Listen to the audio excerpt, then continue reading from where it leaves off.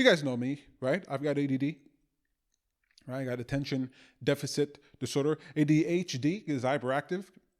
And I could be talking to someone and I'll lose my train of thought. Like I'll lose, like every 30 seconds, I'll just like lose my train of thought. I'll totally have to like ask them what they were talking about and try to figure out through context what they were talking about. I've gotten pretty good at it, but there's some things where ADD really affects me big time. If I go into the shower, right, I'll forget what parts of my body I've washed. I mean, the amount of times I've come out of the shower, just head full of soap in my armpits, soap in my butt crack, just filled with soap. I'm just walking, I can feel my butt cheeks rubbing against each other, just all slick. I go, oh my God, I forgot to clean the soap out of my butt. It's not good. How clean can your butt be if you still got soap in it when you leave the shower? Huh? That's me.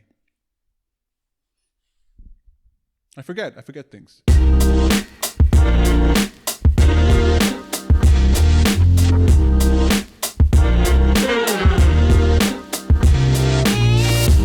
My name is Peter Hartman. You're watching Bad Guru Nightly, and I am Bad Guru. This show is meant to serve as a reminder that your attention matters. You see, what we give our attention to becomes a greater part of our experience. We shape our world with the power of our attention. So it's important to be deliberate, and I'm so glad you decided to give me some of your attention here tonight. We're talking about adventure marketing with Tom Hartman. Bad Gurus are going to come and talk about how to make the world a better place, talk about making life decisions. It's going to be a fun show. But before we get started, I got to ask you, folks out there in internet land, out there in the world, planet Earth, Earthlings, how was your day? How was your day? It's really important to take a moment at the end of your day, at some point during your day, to reflect on how it's been going, right? What decisions have you made? What have you learned? Sometimes you have a good day, you have a great day, you have an amazing day. You're like, wow, Peter, I can't wait to tell you about my day. I had a fantastic day. And if you had a great day, you let me know down in the chats and the comments. I'd love to know how your day went. But sometimes you have a bad day. It's not a great day. But you know what? Any day that you're alive is an opportunity for you to make a choice, for you to learn. Every single minute of every single day, you have the ability to make a choice, a decision. The reason they say that your power is now is because now is the only time that you can make a decision, a choice. Here's where you can take action. And if something didn't go well, you can learn from that experience and decide what you're going to do from then on. Life is a series of choices, people. We're going to be talking about that today in the show. But I hope that I can help make your day just a little bit better.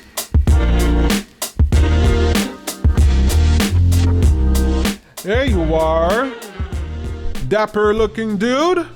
I love it. You look great. I love complimenting you, my twin brother. So, complimenting you, just complimenting myself. When we say insults, we don't say, you ugly face. We say, you beautiful, gorgeous human being. Because, Yeah, we just insult each other with intelligence because that diverges in the womb. Felt like that was an insult. Not smart enough to know if that was an insult. Felt insulting, but it doesn't feel insulting. Having you here for another segment that we call Jumpstart. Jumpstart is where we help businesses, right? Either you're thinking about starting a business or you've already started a business. Jumpstart is the place for you. We give you tidbits and advice and things for you to be aware of that might help you along your journey of entrepreneurship. Tom, we love entrepreneurs, don't we? Yeah, I wouldn't just say it's only business owners, people who work at companies, there's way more of those people as well, and they can use the entrepreneurial spirit in order to get more success in their life.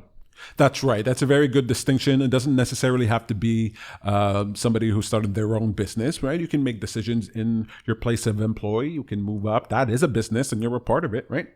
So you can do good things there. Tom, I had an experience recently that I was yelling about. I was going to use the B word, but children might be watching. I had an experience with Amazon where I ordered this space heater off of Amazon. You know about this, right? And they give me this card when I ordered it. It comes in the package. It's inside the package. Where's the card? Is this card right here? Oh, I didn't know it was in the package. Yeah, it's in the package. This card right here. Going to be in the light. This card says, Get free gift. You've won the opportunity to get $60 for your space heater. $60 Amazon gift card. How to get? Share your using experience. Now, it says here 5 stars, but they don't say you have to give 5 stars, but it's implied pretty heavily. And then it says, 2, please email us to receive the gift. And you email fortunategift60@outlook.com. Now, when I read Outlook, I should have known, Right there. I have a Hotmail email and, I don't give it out because it's Hotmail, Outlook.com. And nice business, right? A nice business can't even afford their own domain name. And then it says to include the Amazon ID number, please attach a screenshot for your sharing experience. So I send this off and then I wait, a couple of weeks. It was just before Christmas. So I was like, I'll give them time, I don't work. So I gave them my $60 gift card. The thing I bought was $114. Too good to be true? Yeah, okay. Yeah, sure. But look how official this looks. So I call up the company called Tailtronic, and I say, "Hey, buddies, where's the?" I'm sorry, I'm taking too much time telling this story. Do you mind, Tom? No, go for it. So I call him up and I say, "Tailtronic, hey, buddy, I didn't get my gift card." And he's like, "Oh, sorry, sir. Give me your email. We'll check on that, and we'll get back to you." So I wait 48 hours. I don't hear back. So I wait longer because what do I care? And I'm already thinking this is too good to be true anyway. And so I call back and I get this nice lady on the phone, nice young lady. Sir, no, we don't have, there's nothing like that. We don't do any gift cards or anything like that at all. And I was like, but last time I called, you told me someone's going to check on it. Nobody told me that this wasn't a thing. Like I didn't call and like, hey, and he was like, oh, that doesn't make any sense. He was like, let me go check on it. And she's like, I'm sorry, we don't do that. It would be a violation of our rules. It would be the end of our company. That's what she said. It'd be the end of our company if we did this. So we don't do it. And I was like, wait, hang on a second. First of all, I was like, have you ever received calls about this? Because you kind of said it like, I've never heard about this before. And I was like, have you ever had calls about this before? And she was like,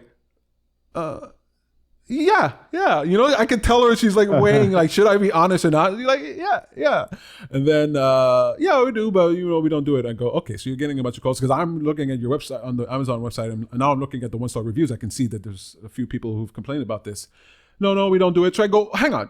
Are you telling me that she's like, somebody else must have done it? There must have been something happen, And I was like, wait, hang on. You're telling me that some other scammers out there trying to scam people so your company gets 5-star reviews? That's it. Like that's what there's some scammer out there, some good Samaritan Robin Hood freaking scammer going, hey, let me put these cards in these packages so that maybe these companies can get free 5-star reviews. Like I don't understand this, Clearly I think they put it in there. Do I know this for a fact? No, I don't want to get sued.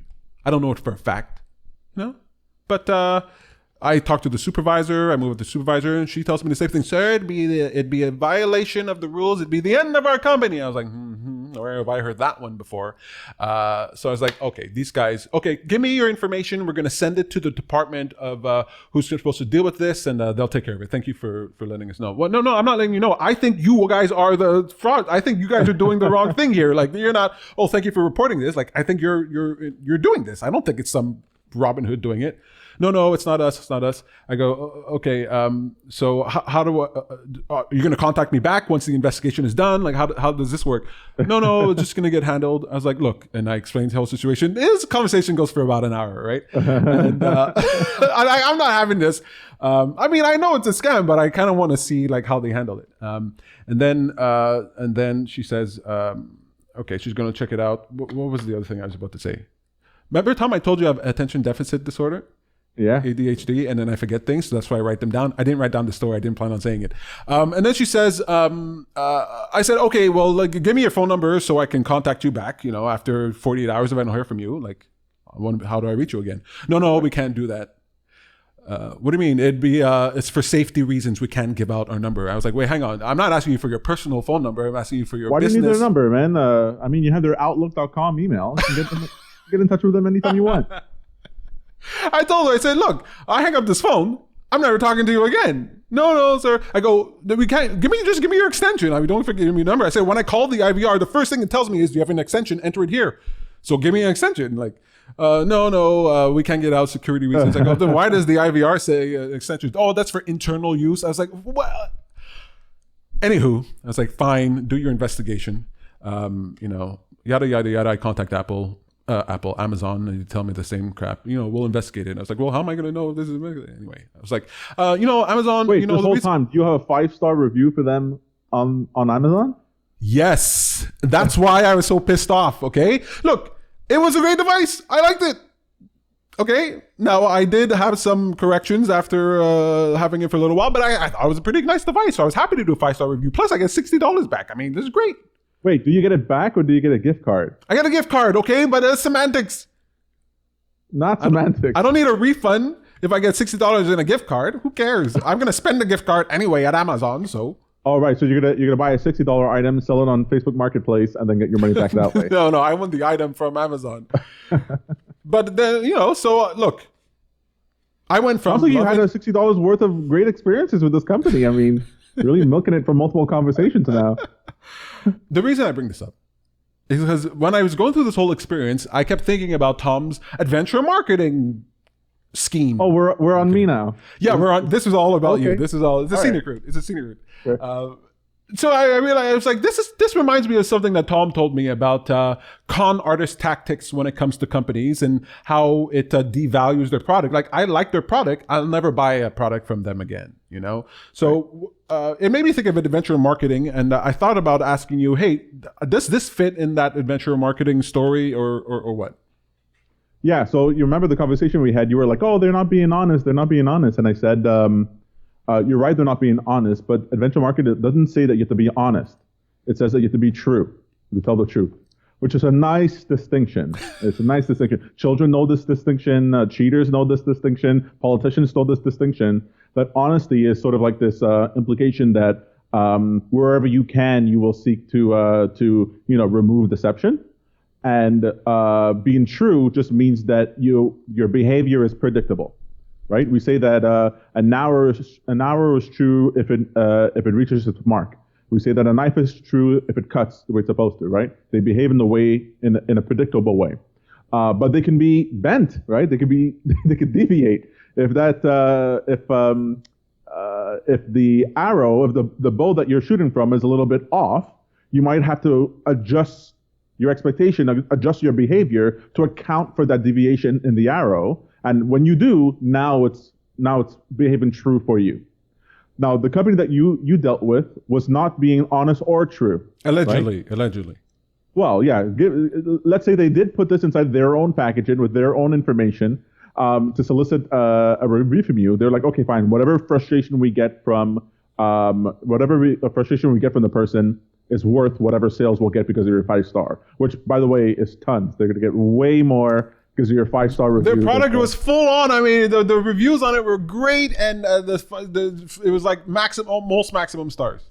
Of course they are. I mean, they're giving out $60 vouchers for every 5-star review. So this is the type of thing you want to avoid, right? People will see, like in the marketing department, let's say, or whatever third-party marketing company they dealt with. They're like, look, we put in this fake thing inside of the box, and now we have an increase of 27% returns for the quarter or the year or whatever. And I might say, yeah, that's great. But that is a very short time horizon, right? Like I say all the time, if you're going to rob a bank, you better make sure you rob a good bank with lots of money because you're probably not going to rob a second one. So they're hurting their own credibility over time, and this becomes bad. Now, if you bought a $14 item, right, that you were expecting to get $100 worth of productivity out of it, but you bought a $14 item and it didn't work out so well and they had shitty tactics, you'd be like, look, I bought a $14 item. Like, it's fine. That's right. That's an example of something that's bent, but but if it works, it's productive, it's useful, it's true enough for me, even if the company's all like wishy-washy. So as a prescription for people's own behavior, if you're going to be crooked, don't pretend to be straight, which is what they were doing in that package. If you're going to be crooked, be crooked. And let people go, well, okay, this is a crooked company, but god dang, do they sell knives that are sharp. I see what you mean. That's the other thing that kind of bothered me, It was a good product, and I would have given it a 5-star review. And I changed that thing to a 1-star. I didn't even delete it. I just left it there 1 star. And I just wrote something that was true, right? It was it was true, but not honest. I don't know if that's how you said it. Well, that's it. That's where you have this murkiness. Like I took off all the good stuff and I left the honest bad stuff. Exactly. And now you're a person who's, actively disseminating bad information about them, even though they have a good product. So it doesn't matter if the value in the whole value transparency reputation model is there. If the transparency is not there and the reputation is not there, well, you're going to have troubles down the line. I kind of feel like that's how like politicians are, they like on purpose leave out, like they never say the good things about their opponents or whatever, just so you would like them more. But that's not. But do you notice that a shady politician who's shady right from the get-go, right? They're not a fallen politician who was great and all of a sudden you're like, oh my God, what's going on? They were always just shady right from Bill Clinton, right from the get-go. You're like, this guy is slick right from the get-go. You know what you're buying. And so even if bad things come out after, you're like, yeah, okay. I mean, that's exactly what I thought he was going to do. Okay, great. Fine. I swore you were talking about Trump, but I guess it could apply to Bill Clinton. It applies to him as well. I mean, that's the argument I would say all the time. I go, no one believes Trump. That's why no matter what lies he said. Well, some people believe him. No, I mean, like, they believed. Yeah. He's like a used car salesman. Megalomaniac side of him. They're like, okay, fine, whatever. They allowed that to be. I describe him as a used car salesman. You go to the used car salesman and he's like, "This is a great car. Love this car." But he's putting on, laying it on thick. But you don't expect him not to. You don't expect him to go, "This is just a decent car. It's about a 7 mile of the road. You're not going to be overly happy with it, but it'll do what you need to do." Like you don't want that. You want like, "Oh, this is going to be great. You're going to love this." Jerry Seinfeld drove this car. You're overpaid for the car, but it would be untrue if the car broke down on the road. Then that would be a problem. That's right. But if you found out later on you paid 47% extra for the car, you'd be like, oh, well, he was a really good salesman. I get it. Okay. I get this. Transparency when it comes to adventure marketing, right? So you might say like Apple doesn't come out and say, we're trying to give you the product that you really want. Apple comes out and say, we're giving you the product that we want to give you, and you might be upset that this button doesn't do what you want, but too bad. This is the way this button works, okay? Yeah, but then when it goes for customer service, then it's almost like, how are they replacing this with no questions asked so often? They're like, look, we're screwing them on one end. For every person who buys a product, it pays for 3 customer service replacements. So like they know. I prefer that. I actually like doing business with Apple, even thinking that about them, I really like that. All right. So adventure marketing, could you just tell me, I think there are 3 pillars to adventure marketing. Just want to give me a rundown of what that is? Yeah. 3 principles, value, transparency, and reputation. Value is you're there to solve a problem, actually solve a problem, not create a problem and then solve it, and not fake solve a problem. Transparency, you're trying to be true, which is to say people should be able to predict what your behavior will be in different circumstances, even if it's crappy behavior. Should be able to predict what you'll do. And reputation is that you want to leave a trail of all the interactions you've done in the past, whether it's good or bad. You don't whitewash it. You make sure all the good and bad is there, and that way you can either address it over time or say, okay, I'm not going to be like this in the future. Awesome. Value, transparency, reputation. That's right. Excellent. VTR for short. Yeah, it just showed up as an adventure. I didn't even realize it fit. I called it adventure before I even knew that it had 3 letters from it. It's no great. way. Yeah. That's not true. Yeah, it's almost like Jesus Almighty himself gave me this philosophy. It sounds like you're not being transparent here. Is this a used car salesman? No. Honest to goodness, it just happened like that. Oh, wow, that's cool. That's pretty. I like that. I like when things work out that way. All right. Perfect. Thank you for that, Tom. I asked you, what Tom, what do you think you should talk to people about? What's on your heart? What's on your mind to talk to people about when it comes to Jumpstart? You talked about something called time horizons. You want to expand on that? Yeah. So this is something I learned from the financial markets, right? You want to, you're betting on a company to buy a stock, or you're betting on something happen in the economy or whatever, and you place a bet. And like I have, you place a bet and you think, okay, this for sure is going to happen. But it happens, you make the bet for, because you think it's going to happen in 3 months, and it happens 3 years later, right? So it doesn't matter how good your bet was, right? If you bet on the 22 black on roulette and it ends up on 22 black when your token's not on the table, it doesn't matter. And so it really, I'm getting this jolt inside of me that you really want to make a decision, any significant decision, actually almost any decision at all, with three time frames in mind: the immediate, the short term, the medium term, and the long term. And so we talk about this with children all the time, right? Sacrifice your playtime right now to do your homework, right? Because it'll help you get to a better, it'll help you not skip not repeat a grade. And in the future, it'll help you gain more knowledge, gain more skills, get a better job, and you'll have more money. So we understand that when we talk about children, how they need to make decisions all three terms. And you need to speak to them that way because they could care less what happens when they're 35, right? They're 10. They don't care about that. Mm-hmm. They care about their playtime now. They care about the TV watching time now. But you have to house it in this three time frame paradigm. But it helps for adults to remember to do that. We get to a certain point where we think, we're so short-sighted. We think just a day or a few weeks, sometimes a few months ahead of us, and we really don't think that far ahead. But if you take a decision that you're about to make, let's say it's should I quit my job, right? You might decide, I want to quit my job to start something new. Well, that might satisfy your desires in the short term, right? It might give you satisfaction to do that in the short term. And might even be helpful in the medium term, right? If you're thinking, I'm not going to have the stress for my job, I'll have more mental acuity for what I'm doing, more attention, more energy for what I'm doing. But long term, might not actually be good, right? You might actually quit your job to do something for an industry that's failing, right? If you want to quit your job to start a physical magazine subscription, maybe don't do that, right? Because in 10, 15 years, that might not be around. It might be your passion, but maybe find someone with a way to channel. And so when you ask yourself, this decision that I'm making, is it good for multiple time frames? It's super helpful. I mean, I bring up cheating a lot because it happens in like 75% of relationships. So maybe address it a bit. And the only way you don't do that, or one of the only ways you don't do that, is you go, oh, this is stupid long term, right? Why am I thinking such short term? Like, long term, let me deal with my relationship. Let me fix this relationship. Let me see what's there for the relationship that I'm in and make decisions accordingly. There's a way of being providing value, being truthful, and having a reputation that it naturally comes out when you think of three different time frames. So you want to think of all three time frames for every decision, like not every decision, but all three of them? When it comes ideally you want to do it with every decision, but or is it just like thinking ahead? No, it's ideally for every decision because if you're thinking to yourself, what do I want to eat? Like I know, okay, I might have a craving for a certain thing that I want to eat, but I know I'll be comatose after it, right?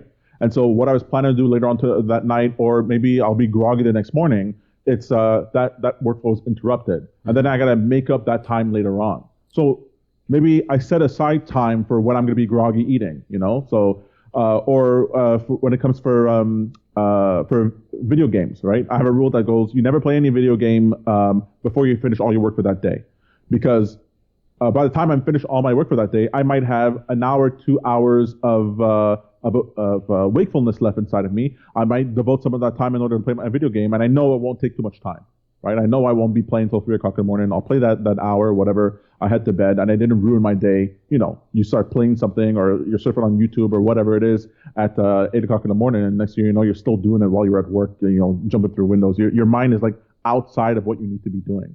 But you'll only stop yourself. Like, some people force themselves to follow a rule to stop themselves from doing things that they know they shouldn't be doing in the short term. They just force themselves to do it. But if you think long term, that you are who you are right now, you are who you'll be in a year, and you are who you'll be in 10 years. Well, all three of you need to decide to do this thing now, right? You're sort of like in a council, in a committee of all your present and future selves. And then when you make your decisions that way, you're not forcing yourself to make a decision. Most of who you are is on board with the right decision. Like you're perfectly happy to do that. Yeah, maybe I don't spend money at Starbucks and I save that money in my bank account. Yeah. My two future selves are fine with that. My present self might want a caramel macchiato, but I'm outruled. But I don't feel like I'm missing out because my future self is also benefiting, which is me. And so these three time horizons help you take the sting out of hard decisions by actually making them far easier. Yeah, that is true. That makes sense. It reminds me of, well, very easily of the workshop I used to give, the Future Self workshop, when the world was whole. When when we didn't live in silos. I miss people so much. A future self where I would teach people, I say, look, you have to sort of tie in, you have to sort of make real your future self. It can't just be this abstract concept that exists out there. You want to connect emotionally and mentally to your future self so that when you make a decision today or even a sacrifice today, it doesn't feel painful because you're doing it for this other person, right? As a kid growing up, like all kids do, I would be kind of obsessed with waking up with the least amount of time I had to be awake before I had to get to school. Okay, the least amount of time I could be awake before I get to school. Remember. So I didn't want to do the whole rigmarole and get ready. So what I would do is that I started putting on clothes when I went to bed. I'd put on my shirt and my jeans. And I just keep adding layers. Eventually I put on my socks, underwear. I just put on everything I wanted to wear, and then sleep in that. And then I'd wake up, about 5 minutes before I had to leave, before I had to leave to go to school, and just wake up, fully dressed, go brush my teeth, drink a glass of orange juice, then brush my teeth, and then just head out the door to school, and I'd be outside in the morning sun. My eyes hadn't even adjusted to the light yet, I was always so obsessed with trying to make things better, right? Making a decision now that would make my future better. Well, I would hide $5 bills inside of my wherever I could, right? My pants pocket, inside of a drawer, stuck behind something. I would put tape on it, whatever, all over the place. And I would totally forget because I'm an idiot. And then a year later, I'd find the $5 and I'd be like, "Thank you, Past Tom. That's very nice of you." Yeah, exactly. And I got into this mode of really liking this idea of doing something for my future self, and even sacrificing, especially sacrificing today. And it didn't feel like a sacrifice. The burden didn't feel as hard because I knew that I'd be the beneficiary of the sacrifice. I'm sacrificing for me, and I could feel how good it would be to experience this other thing. I made it real in my mind. I made it real in my experience so that it's easier for me to deny myself today or to do action today or to go through some difficulty today so that my future self would benefit from it. So you were asking before, should you do that? Should you think this way for every decision or just significant ones? And I would say the more you do this for every decision, the easier it is to do it for the hard decision. But then you end up with a bunch of humor inside your life because there's a version of you in the future who thinks your silly decision that you're about to make now is so stupid. And you're laughing at yourself as you're even thinking about doing this, right? The other day, so my wife makes a bunch of cookies for the cookie jar. And, my impulse is eat all the cookies. Eat all the cookies right now. But then I sit there and I'm thinking of all my different selves, including my past selves, by the way. I don't only think of my future self. I think about what me as a kid would think as well. Mm-hmm. I'm eating the cookie and I'm just like, okay, why am I scarfing down this cookie? Just slow down. My future self was like, just slow down. Eat the cookie slowly over 20 minutes. You're going to enjoy it. I'm there laughing. Yeah, you're right. I put it down, My future self was like, I felt this feeling of, you don't remember the bite you did 3 seconds ago. Why are you don't even remember it. That's right. You don't even remember what it tastes like. And you know that when you're at the last bite, then you're going to savor it. Savor every bite. I was like, oh yeah, you're right. You're not only good for trading stocks, you're also good for eating cookies. I like this. It's a great perspective for business, for life choices. It's a great perspective for eating cookies, eating something that you enjoy. Yeah, savor it. The barbell strategy, does that say anything to you? Yeah, I'm not sure we have enough time to talk about that tonight. Okay, though. We'll save that. That's about the risk, rewards and risk. So that's good. I like that decision making. Tom, that was a great jumpstart. It was fun. We got to learn a little more. Maybe we got a refresher on what we already knew. Time horizon. It sounds like such a fancy way of saying think ahead, foresight. But I like the paradigm to provide. And in venture marketing, we're going to hear more about that. A lot more. There's so much more to come. That's right. I think there's already some videos about it online. I don't know if it's on our page or yours. On both. So just go to youtube.com/happyforachange. You'll find some there. And a great starter primer videos. But I'm gonna have more on my own channel youtube.com/Tom Hartman. So, no, sorry, Sacred Prophet. Oh, I forgot my new name. But don't worry. Go on Happy for a Change and you'll see my stuff later on. Excellent. We can always post it as a comment below. I was going to say something, but I totally forgot. Oh, man, it was really good, too. It was really juicy, and I'm really sorry that you didn't get to hear what I'm about to say. Tom, absolutely wonderful. Jumpstart, there we go. Some business advice, some life advice from Tom Hartman. Oh, that's right. People can find you on Twitter at I Love Tom Hartman. I Love Tom Hartman, that's right. I love Tom Hartman. Excellent. Perfect. Thank you very much for your time, Tom. Go enjoy your family and your food or whatever you're going to do. And maybe dress a little better next time. I mean, come on, dress it up. Okay? I'll try. This is a classic show. I mean, I try to class up the show a bit, but I'm really not doing a good job.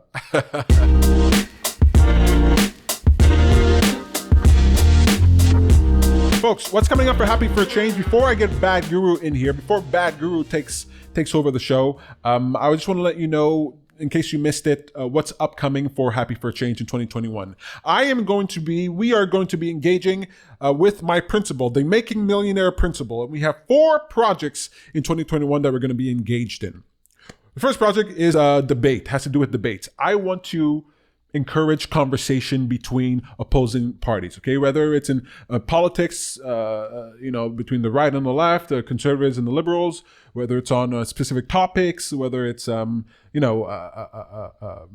for all or global warming or whatever. Like, just get people on opposing sides to sit down and have long form conversations to hash things out. Because if we stop communicating, if we live a world where we stop communicating, right? We shut people down on Twitter, on Facebook. We shut down the other side. We don't want to hear that we call them Nazis and terrible people. We're just never going to communicate. We're all going to break down. Okay. I don't know if you think this. I don't know if you think the war is going well, but war we always lose. So I want to create a project using the Making Millionaire Principle where we incentivize people to come together and sit at a table. Imagine this. You have 2 opposing forces. Let's say it's Ben Shapiro and Alexandria Ocasio-Cortez. I don't know if you know these people. Let's say it's Donald Trump and Bernie Sanders. I don't know. Two opposing people, right? And you incentivize them. You say, here's $5 million. Right, we get 5 million people together. They give $1, right? 1 million people together, you get $5. Here's $5 million. You guys sit down at the table and you talk for 3 hours plus, and we actually hear out both sides of a conversation. We get to hear the way you talk. We get to hear how you deal with somebody who disagrees with you. We get to truly understand something beyond 2-minute clips on the news or 3-minute chunks in a presidential debate. Okay, I want to foster conversation, and we can do that with the power of making millionaires. Making millionaires. We can get enough people together to generate enough cash so that we can incentivize people to communicate. I want to force people together in a room, and I want somebody. Can you imagine the person who says, "No, I'm not going to talk to Ben Shapiro, and I'm not going to take that." $2.5 million. I'm not even going to give it to charity. Can you imagine a person who's not so unwilling to talk that they're willing to deny millions of dollars to people that could help, right? I think we're going to be able to force people in order to get them into a room and have long form conversations, or at the very least expose them for the partisans that they are. So I want to engage with that. That's one of the ideas. Another idea is right now I'm calling alternative, and it's to provide an alternative to different platforms, right? You might be upset with Facebook, Twitter, YouTube, or whatever is going on. If we don't have alternatives to companies, products, services, platforms, if we don't have alternatives to them, then they have a monopoly and they can control us and do whatever they want. Okay, I don't care what side of the political spectrum you land on. It's not good to have monopolies that are unchecked. Okay, so we want to check that by providing competition. Now, one of the ways to get competition is, instead of waiting for someone to develop a competitor and then to come to market and then try to convince us in order to participate with them, like you want to create a new YouTube, right? And so you say, oh, okay, I'm going to build a YouTube, then I'm going to present it to the world. But then you got to do the whole work of marketing, getting enough people to come on board. It's very difficult. But what if there is 5 million, 10 million of us who sign up and say, hey, we're waiting for a new YouTube. And the first day that you give us this, we're going to jump on board. Now you have entrepreneurial people who want to create an alternative to YouTube, who don't have to wonder if they can get people on board. There's a built-in audience for them. There's a built-in client. The market is already defined. They don't have to go through that. They'll be able to get funding. They'll be able to do whatever they need in order to get this done, because there's a list of people who already say, hey, there's millions of us. We want an alternative and we promise to use this alternative. right? Can you imagine what kind of things would be created if we demonstrate the market first and then the entrepreneur creates the product, right? We shout out to the world what we want first in unison, and then somebody goes out there, a group of people go out there and create that for us. We can create alternatives to all the things that we want. We'll make the YouTube, Twitters, Facebook better if they have a competitor. We'll make them better if they have a competitor. They'll be more in tune with what their clients want, with what the people want, and what's good for the people, as opposed to a profit. Solely a profit incentive. Profit, what's the word I'm looking for? Profit seeking, right? Instead of being just profit seeking. Alternative 2. Third is for science. We can use the making millionaire principle for science, right? I want scientists to investigate certain things that they don't seem very interested in investigating. All right. I want them to investigate things that they don't seem very interested in investigating. So they're always looking for funding. They have to get it from government. They have to get it from corporations. They have to get it from respectable institutions. And so they might not want to investigate aliens. Right? But we can incentivize them. We could say, here's $1 million, $2 million, $5 million. Here's the research. Go investigate aliens. Put to end this question. Okay? Put to end this question. Investigate this. I don't care if you want to go investigate flat Earth. Okay? Let's get a few $1 million together, and then we encourage flat earthers. We put them in a spaceship and send them to space. We take the most high-profile flat earthers. We put them in a rocket ship. Elon Musk can take him to space. And then they can see for themselves if it's flat, and then we can put an end to that conversation. Scientists are not out there trying to investigate how to convince flat earthers that the earth ain't flat. They don't care. But we got these dum-dums who are out there really mucking things up. And if you can believe that, you can believe anything. So we can use the power of making millionaires in order to incentivize people to get ways for science to have alternative funding so that we can get other things questioned. You know, wouldn't you want to know if reincarnation is real? Okay, or if ghosts exist? I know. Let's investigate it. Why not? Just apply the scientific method. Why not? Who cares? What do you care? All right. And then lastly, and I'll be talking more about this at 8 p.m. tonight. I'm going to be doing a separate live broadcast for this. It's the idea that I've engaged right now. It's already launched. The mission is already out there. The challenge is already put forward to you. Black money matters. And that's where we use the power, the making millionaire principle, in order to make black millionaires. All right. Why should we make black millionaires? How will that even help? Come on. If you got to ask that question, you're not really thinking too hard. All right. But making black millionaires, one, you give sort of hope to the black community. You can start living in a world where black people can become millionaires. That's a good thought to have. Two, you can feel a little bit better about if you care about black people. You can help. You know, people went out. 20 million people went out to protest. You know, if you're one of these people who cared about the death of George Floyd and who cared about Black Lives Matter and that whole sort of movement, you want to do something about it. Here's something you can do about it. It can cost as little as $5 in order to do something about this. You can make black millionaires, right? Can you imagine somebody gets shot in Minnesota? And then we make a millionaire in Minnesota, and we respond to that hate with love and compassion. Okay, I want to be a part of that. And then three, you kind of create an avenue for wealth to be generated in the black community, right? We embolden entrepreneurs. We make people who will create jobs in their communities, right? Who will fail or succeed, who will generate wealth for their communities, right? We start funneling money. I know it's not billions of dollars, but we can start funneling millions of dollars into black communities so that those black people who live there can help the people who are around them. There's all kinds of ways that we can do this. I'll be talking more about this at 8 p.m. tonight. So if you want to tune in, I'm going to be talking to a bunch of, I'm doing a direct pitch to a bunch of celebrities. I have the names of the celebrities right here. I'm basically just going to do a pitch. I'm going to the camera. I'm going to talk to a bunch of celebrities. I'm going to pitch my idea, Black Money Matters. So if you want to hear my idea pitched to the following people, you want to tune in tonight at 8 p.m. Kanye West, Ben Shapiro, Alexandria Ocasio-Cortez, Jimmy Dore, Joe Rogan, Brett Weinstein, Crystal Ball and Sagar Enjeti, Brianna Joy Gray, Sam Harris, Jordan Peterson, Oprah, Andrew Yang, Dave Chappelle, Donald Trump, Joe Biden, Louis C.K., MKBHD, and my mom. So we'll be talking about that tonight. You're going to be hearing me pitch my idea of making black millionaires to these people. And I'm pretty nervous about it. Never done anything like this before. But why the hell not? Why the hell not? All right, so that's what's coming up for Happy for Change 2021. If you want to participate in that, join the Happy Audience at facebook.com/Happy for a Change. Just join the Happy for a Change Facebook group. That's right there, the Happy for a Change audience. Join the Happy for a Audience. Join the happy audience. It's free. You can join today. It's free. It only costs a little bit of your soul. But are you really using it? And if you like what we're doing and like support what we're doing with the channel, what we're doing here, we want to use the power of social media in order to change the world. You can become a patron on Patreon at patreon.com/happyforchange. All these links will be down in the description below. Patreon.com/happyforchange. And you can support us for as little as $5 a month. I think there's as little as $1 a month. We're going to do great things, folks. I'll be posting soon to the Patreon page. I shot a comedy special a few months ago. Months ago. I can't remember how long it was. You know, I was in a dark pit of despair. I hadn't been online for a long time. I hadn't done stand-up comedy, hadn't met people. So I did comedy right here in my house, just by myself, with some jokes that I whipped up. This is not good. This is not good. There we go.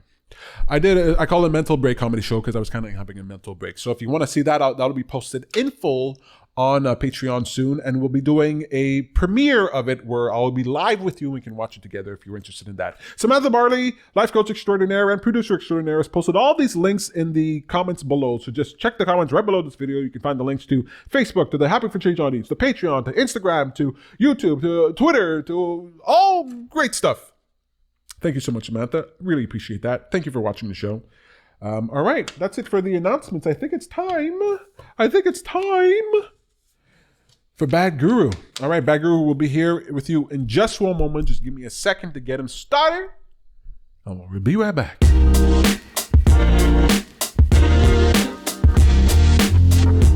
How you doing, folks? Oh my goodness, Bad Guru here. Good to see you. Oh, I hope you're enjoying the show so far. Got to hear from Tom Hartman about Jumpstart. That's pretty cool. Got to hear about what's happening with Happy for Change. I don't got much to say, and I won't be keeping you too long. I want to talk about making the world a better place, making a better world. I mean, how do you do that? I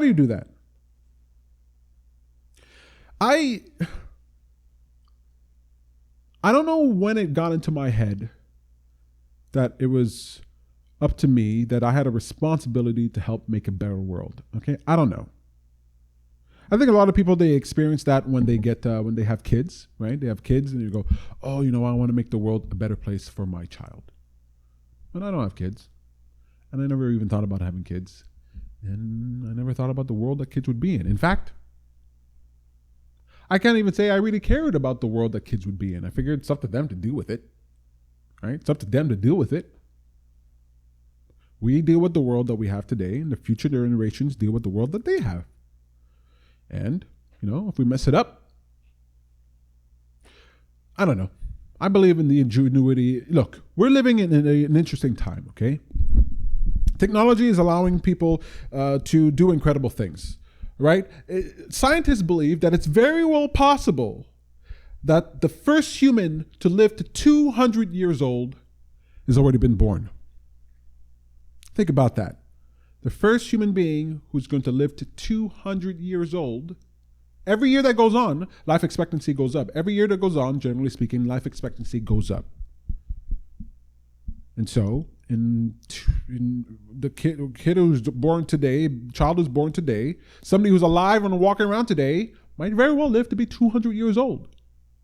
All right? And I don't know what kind of world they're going to live in, but they're going to have, you know, the best of everything, the most up-to-date of everything, right? They're going to have longevity. They're going to have anti-aging. They're going to have mental acuity and stimulants. They're going to have all kinds of things that's going to make that, wow, just epic time to live in. It's going to be fantastic. New technologies, new ways to do all kinds of things. They're going to live in a phenomenal world, I think. And the reason I don't care about what happens, what we do to this planet, is because they might live to be longer than 200 years. In fact, they might live to be 500 years or 1,000 years. You don't know. And you don't know. It used to be that we live in a time where just children were just dropping like flies, okay? That people had 12 kids because they'd lose 5, okay? No, that's not the case anymore. You get 12 kids, you're stuck with those 12 kids, right?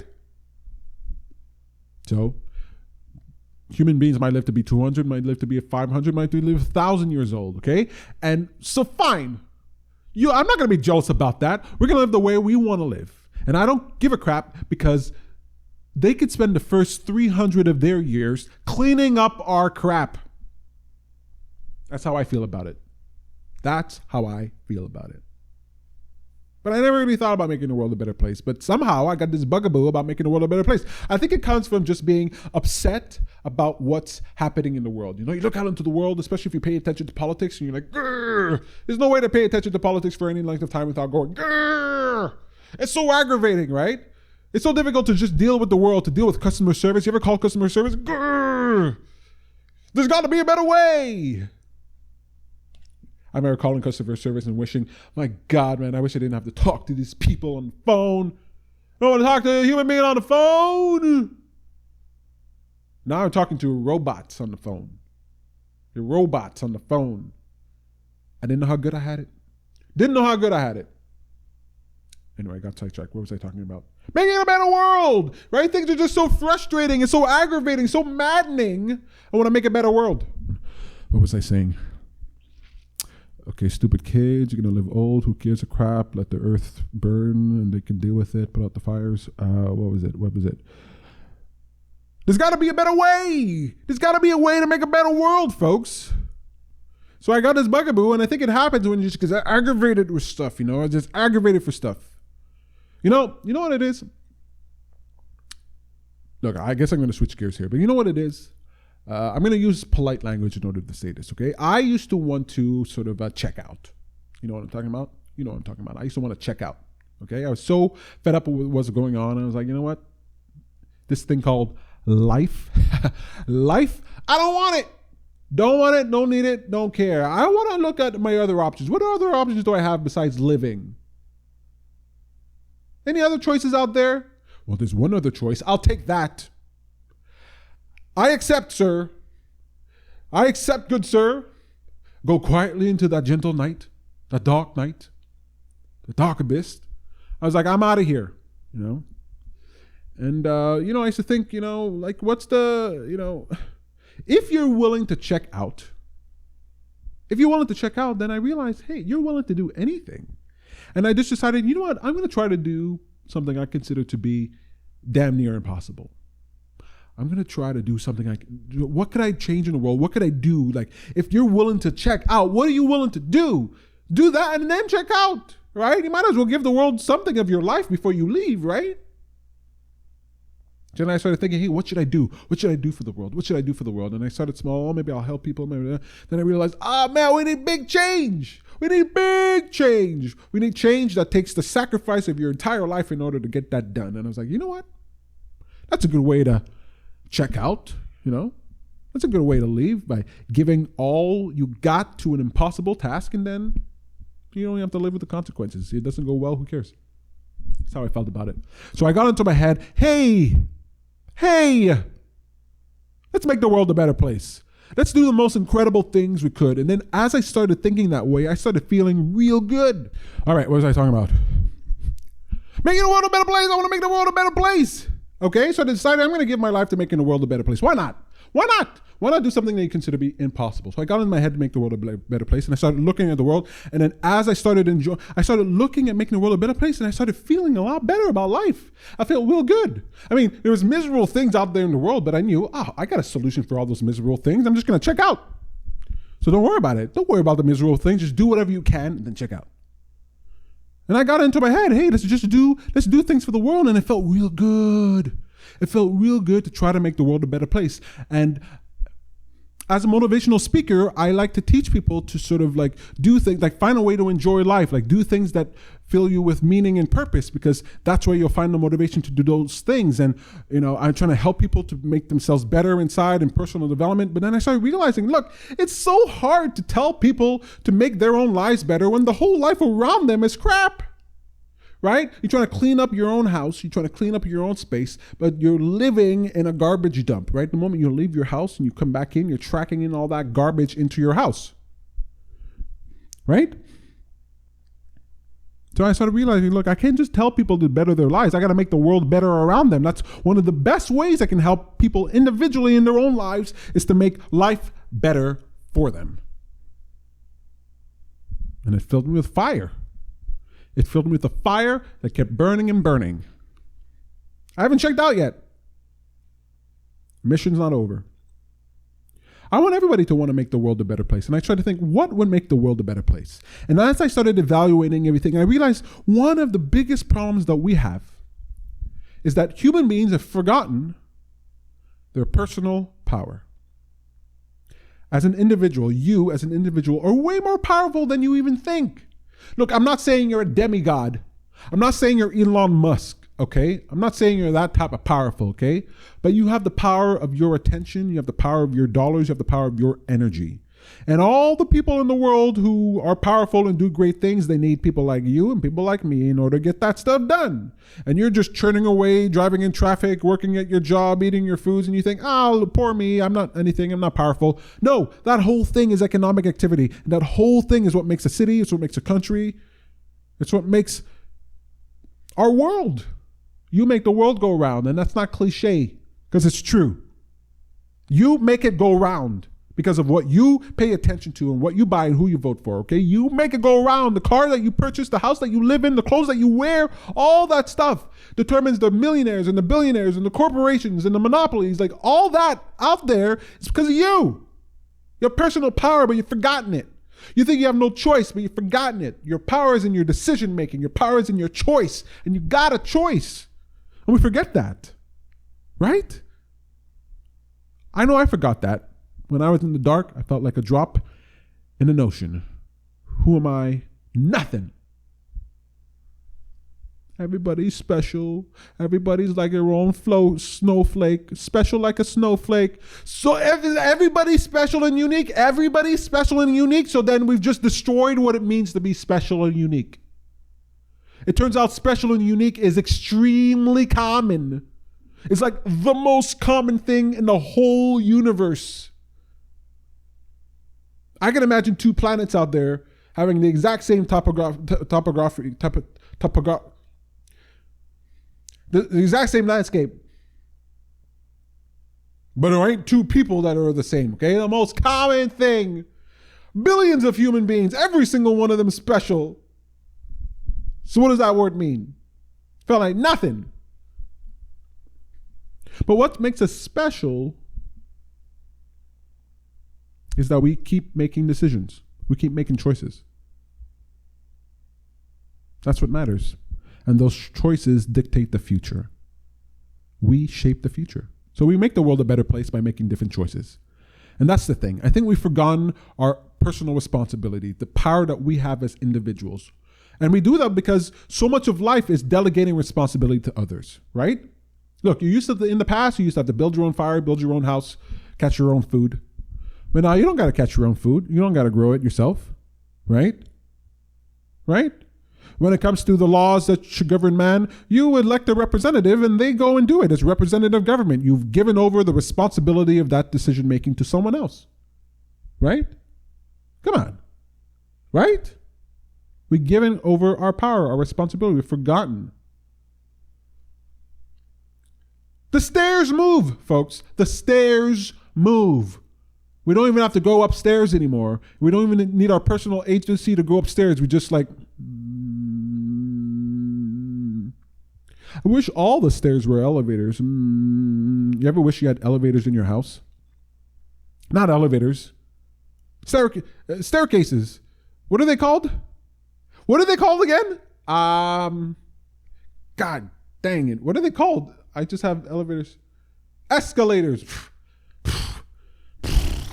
I knew it. I knew that. I didn't forget escalators. I didn't forget the word escalators. Oh man, that was just a joke. I'm a comedian. It's a joke, okay? I'm in the middle of telling jokes, okay? You can't prove that wasn't a joke. Escalator. What was I saying? Yeah, the stairs move, god dang it. We don't even need personal responsibility to go upstairs. Doors open on their own. I don't even have to change my phone for daylight savings time. That happens automatically. It used to be if somebody didn't tell me it was daylight savings times, I was 1 hour late or 1 hour early once a year. All right. Now, just like Sam calls me, hey, Peter, don't forget it's daylight savings time. What? Who cares? Who cares? I go to sleep, I wake up, it's a different time. What do I care? Okay. I feel a little groggy. I feel a little more rested. Who cares? We don't have to make decisions anymore, folks. We don't got to make decisions. We're living in a world where our responsibility is delegated. And so we get into our heads, it's not up to me, it's up to somebody else to make the world a better place. It's not up to me, it's up to somebody else. It's not up to me, it's up to somebody else. And that's the flaw in the design. It's not up to other people. When you centralize power, when you give a group of people the power to make decisions, you centralize power, then everybody who wants to control you or corrupt the system, they know exactly where to go. Centralized power is a magnet for corruption. And at first it starts off with very good intentions. Hey, we should all come together and form a government so we can govern ourselves. Oh yes, I elect Bob, I elect Dave. And then Bob and Dave come together and Bob and Dave have kids and, well, not with each other, just with the other people. And the next generation comes along and they're like, hey, this government is pretty useful. We're doing a lot of great things, you know. We should do this, we should do that, we should do this, we should do this more.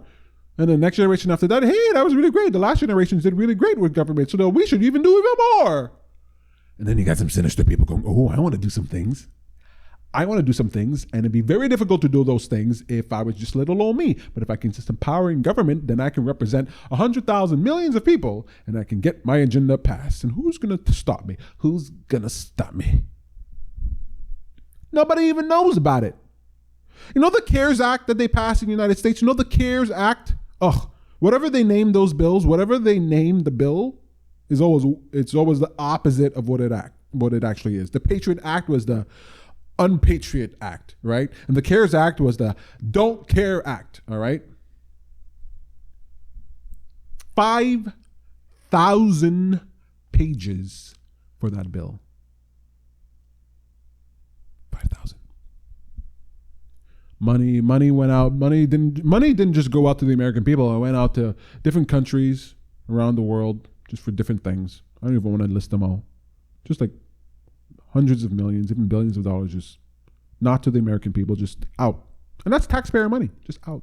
That's what you get with centralized government. That's what you get when you have a government that controls everything. When we rely on other people, it gets co-opted, and then they do crazy crap like write a bill that called the CARES Act in order to help people who are suffering in the pandemic in their country, and they take their own money, they take the taxpayer dollars, and then they send it out to all their buddies and all their lobbyists, and that's what they do. And there is no way around that. There was not a law you can pass to fix that. There's not anything other than human beings getting involved in the process and changing things over. Refreshing the human resource in government with just new folks all the time, with uncorrupted ideals. Just keep refreshing them. I wish that when people ran for office, whether it's president or senator or congressperson, we should every few years you just like pick a nobody. Pick somebody who hasn't been, just pick a nobody. You don't need a professional class of politics. Anyway. Personal responsibility. That's what I'm talking about. If we delegate a responsibility, things get co-opted. Things get corrupted. We make a better world by us starting to realize that the world depends on our decisions. Now, do you have to make every decision on your own? No, that's not what I'm saying. I'm not crazy. All right? I'm not going to give up Siri and Google. All right? I don't want to go back to the days without Facebook where you got to go to bus stops and stick your flyer on the bus stops with your phone number. You're looking for guitar lessons? I can teach you. Take my number. Oh, when I see those, I just want to rip them off of the bus stops. So retro. Okay, I'm not saying I want to do away with everything. I like people helping us out. But you know, if we made 10% more decisions, the world would be 50% better. Okay? That's fuzzy math, I know that, but it'd be dramatically better. If you just made 10% better decisions in your own life, your life would be 50% better in no time. You know what I mean?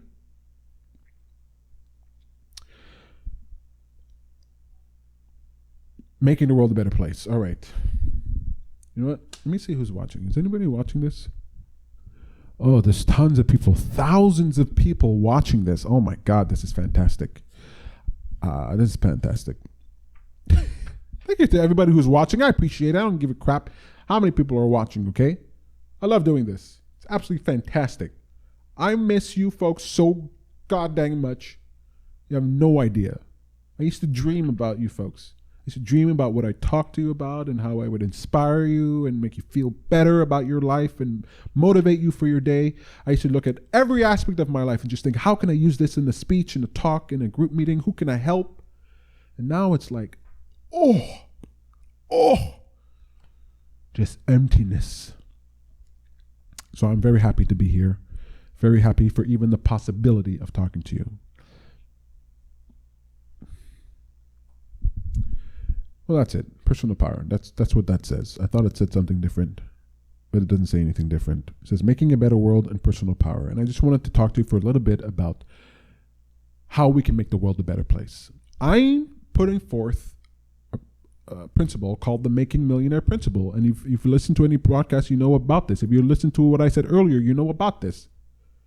The Making Millionaire Principle is that we have the technology now to gather millions of people together digitally online in an instant.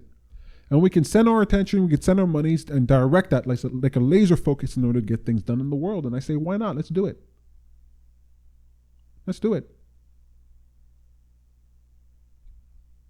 We can make decisions just with our phones that would dramatically change the world. There is a website called Kickstarter.com. And they've raised, I don't even know how many billions now. Last I checked, I think it was $2 billion. $2 billion that human beings, people like you or me, and me, donated to other people for their projects. All right? Kickstarter is a crowdfunding platform where people just donated $2 billion to creative projects that would have never seen the light of day, but for Kickstarter. Might have never seen the light of day.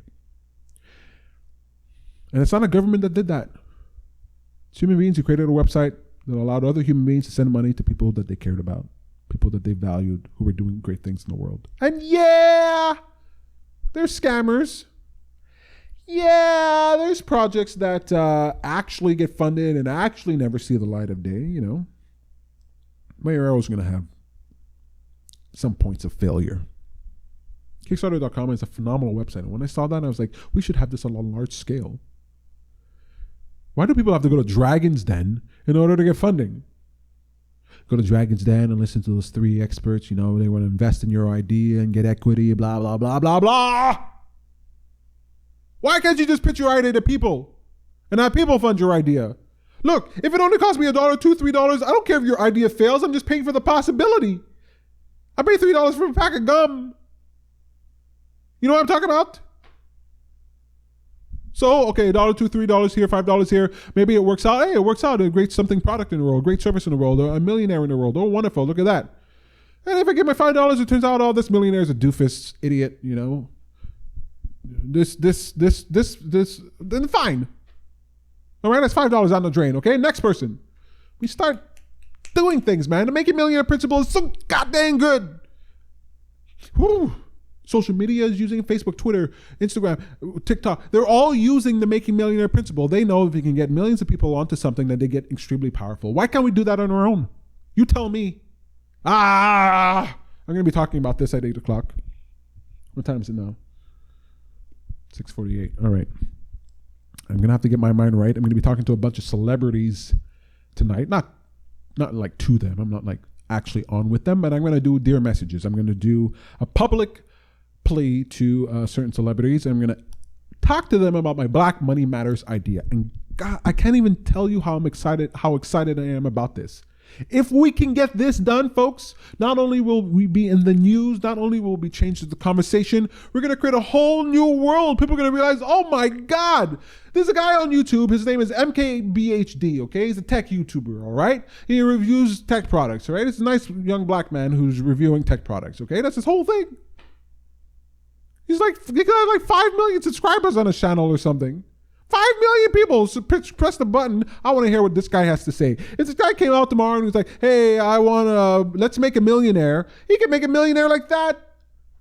Hey, I'm going to ask all my subscribers. Hey, there's this great man here and he's doing some great things in the world. Let's find a way to make him a millionaire. And then 1 million out of his 5 million subscribers send this guy $5. Boom, he just made a millionaire.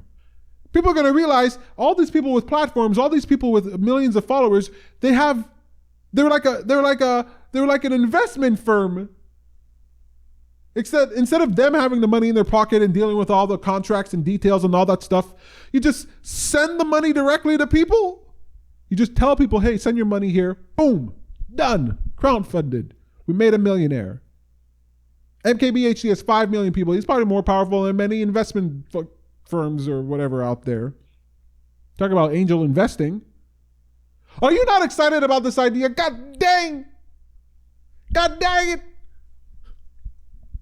All right, I won't keep you. Enjoy your dinner and have a nice evening. I really appreciate your time watching. I'm going to be ranting tonight at around 8 p.m. So if you want to tune in for that, I'm going to be talking to a bunch of celebrities. I'm going to be talking to, I'm going to be pitching my idea to, where is it here? Kanye West, Ben Shapiro, Alexandria Ocasio-Cortez, Jimmy Dore, Joe Rogan, Brett Weinstein, Crystal Ball and Cigar and Jetty, Brianna Joy Gray, Sam Harris, Jordan Peterson, Oprah, Andrew Yang, Dave Chappelle, Trump, Biden, Louis C.K., MKBHD, and Mom. Yeah, I'm going to pitch my idea on Mom, okay? I just need $5. You can ask your mom for $5. Come on. I'm going to make the world a better place, people. I'm going to do it with your help, and we're going to have so much fun doing it. Facebook.com/happy for a change. Join the Happy for a Change audience. The happy audience awaits you. It's free. It only costs a little bit of your soul, but it's free. You're not really using that soul, are you? And go over to youtube.com/happy for a change and subscribe there so that when I post videos, and there will be more videos and clips coming out, you can be the first to see him. Hit the little bell so that you get notified when I go live, and make sure that if you're interested in what's going on, if you're entertained, if you want this to be bigger, better, and longer and forever, subscribe to me over on patreon.com, patreon.com/happy for a change with just $5 or $1, $5 or $1, $5 a month, and you can help make this a permanent and glorious fixture to your life. Patreon.com/happy for a change, youtube.com/happy for a change, Facebook.com/happy for a change. And you can find me on Twitter. My God, folks, I had a really fun time with you here tonight. Have a nice night. Mwah, mwah, mwah. I really love you. Tune in at 8 p.m. if you can. And I'll see you next time.